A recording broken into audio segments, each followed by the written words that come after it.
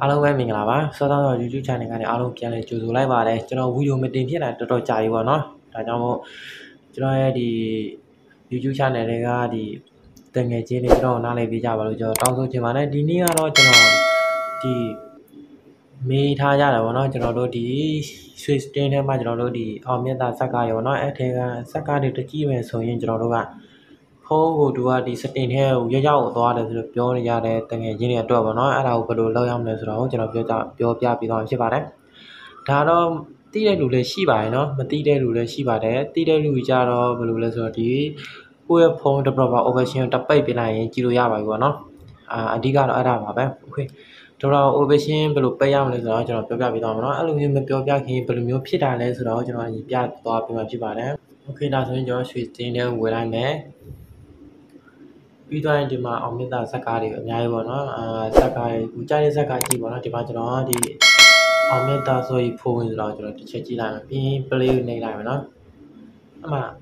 တန်းပြီးလာရမယ့်နေရာတန်းမလာမယ်ဒီနေရာရအောင်နော်အပေါ်မှာကြည့်လိုက်ပါ developer option နေရာရောက်နေတယ်အဲ့ဒါကိုကျွန်တော်ပိတ်ပေးလိုက်ပါတော့ဒီအပေါ်ကဒီ on ဖြစ်တော့ on လုပ်ပြလိုက်ကြည့်လို့ရပါပြီပြီးရင်ဘန်နဲ့ပြန်ထွက်ပြလိုက်ရုံပါပဲเนาะ okay ကျွန်တော်ဘန်နဲ့ထွက်ပြီးရင်ဒီမှာ play နေလိုက်ကြည့်လို့ရပါပြီဒီမှာကလေးတငယ်ချင်းတို့ဘက်ချမ်းမှာဘာမှပေါ်နေမှာမဟုတ်ဘူးเนาะကျွန်တော်ဘက်မှာတော့ပေါ်နေတာဖြစ်ပါတယ် okay ဒါဆိုရင်ကြည့်လို့ရသွားပြီပေါ့เนาะ okay ဒီမျိုးဘာဖြစ်လို့အဖြစ်များလဲဆိုရင်ဘယ်လိုလူတွေအဖြစ်များလို့ကျွန်တော်ဖုန်းကိုဒီကွန်ပျူတာနဲ့ချိတ်ဆက်ပြီးတော့ developer option ဖွင့်ထားတဲ့သူတွေဒါမှမဟုတ်ကိုဖုန်းကိုရူဖောက်ပြီးတော့ developer option ဖွင့်ထားပြီးတော့တခုအကြောင်းမျိုးကြောင့်ပေါ့နော်ဒီ developer option ဖွင့်ထားတဲ့သူတွေအတွက်ကိုသူကပိတ်ခိုင်းတာဖြစ်ပါတယ်အဲ့လောက်ပါပဲเนาะဒါဆက်ပြောရင်တော့အားရှိနေမှာပေါ့เนาะဒါဒီအကြောင်းတွေကလည်းသူ့အဆက်အသွယ်တွေရှိတယ်ပေါ့เนาะဒါကြောင့်မို့သူတို့ကပိတ်ခိုင်းတာဖြစ်ပါတယ် okay ကျွန်တော်ကဒီ premium ဝယ်ပြီးကြည့်မယ်ဆိုရင်တော့အဲ့ဒါကိုပိတ်ပြီးတော့ကျွန်တော်ကြည့်ရုံပါပဲเนาะဘာမှမခက်ပါဘူးအားလုံးပဲအဆင်ပြေကြမယ်လို့ကျွန်တော်